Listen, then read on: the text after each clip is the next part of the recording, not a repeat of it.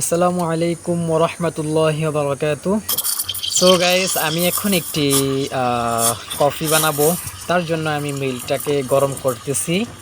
আচ্ছা আপনারা ছেলে। দেখতেছেন কিভাবে আপনারা মিল্ক গরম করবেন এবং কিভাবে আপনারা বাবেল তৈরি করবেন। তার জন্য আমি আপনাদেরকে মিল্কটা গরম করে দেখাচ্ছি।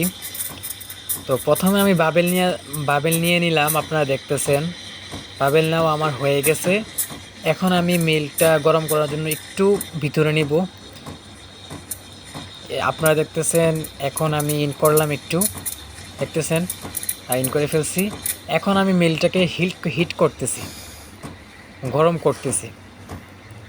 গরম হয়ে গেলে আমি বন্ধ করে দিব।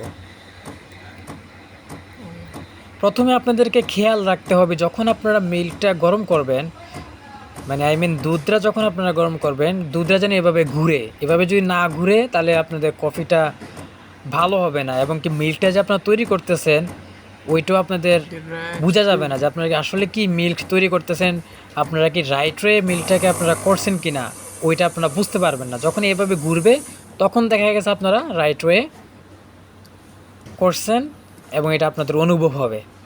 তো এটা একটা সিস্টেম আর কি, আপনাদেরকে আগের থেকে কৌশলটা জানিয়ে দিলাম। তো এখন এটা আমি এসপ্রেসো নিয়ে নিলাম, এটার সাথে আমি একটা কফি বানাবো।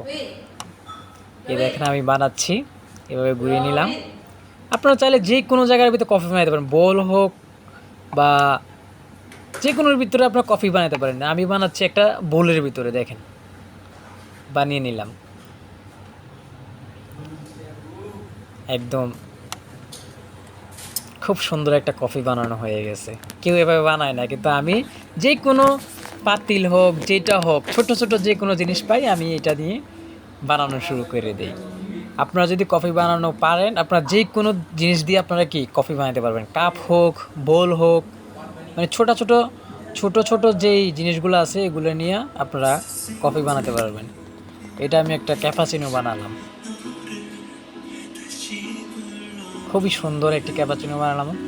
তো গাইস, আজকের জন্য এই কফিটা আপনাদেরকে কিভাবে বানানো যায় সেটা দেখালাম।